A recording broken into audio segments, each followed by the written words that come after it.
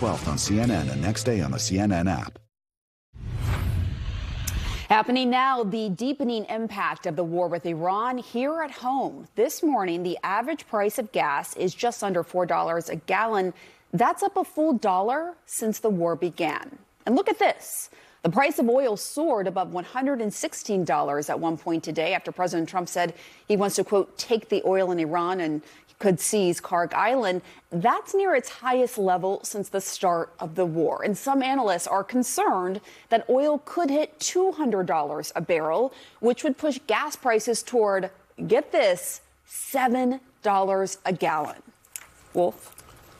And joining us now, CNN Business senior reporter David Goldman. David, this prediction that gas prices could hit $7 a gallon if the war escalates further, how realistic do you think that is?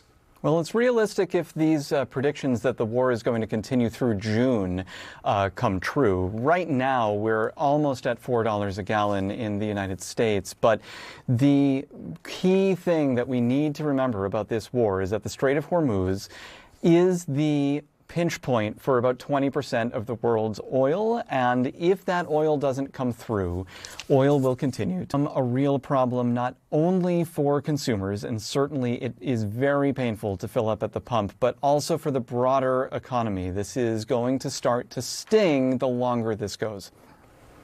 Yeah, and no one wants that, right? And you have some new reporting this morning about the U.S. falling into a recession potentially?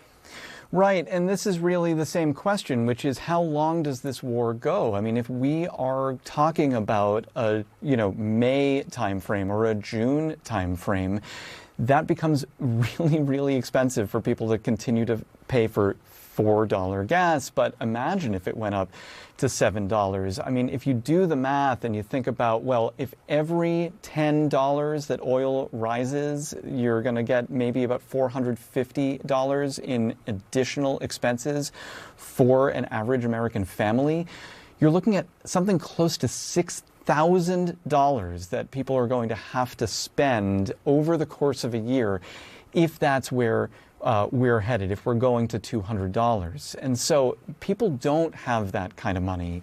This isn't something that, we're talking about people have a ton of savings like they did in 2021, 2022. We've talked about this before, that people have dipped into their savings and now they're borrowing money, and a lot of folks are they're missing their debt payments. So how can they afford $6,000 in additional payments for gas? They're just not going to be able to do it. As you know, David, we've all seen a lot of predictions of a possible recession for several years now. Why hasn't it happened?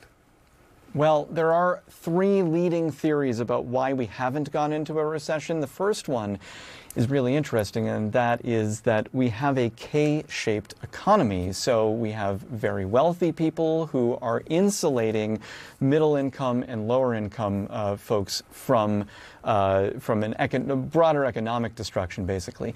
The second theory is this rolling recession theory, where you have one part of the economy that's struggling, but another part of the economy that's doing really well. And so we've had these kind of little recessions in certain sectors. A good example of that was in 2022. We had a manufacturing boom, but a tech recession. It's the exact opposite right now. We might be in a manufacturing recession right now, but certainly a tech boom. The last thing is really interesting, too, and everyone's heard this acronym TACO, which is Trump always chickens out. Well, that isn't just a Wall Street thing. Consumers know that, too, and they see President Trump making a big, bold threat saying that we're going to,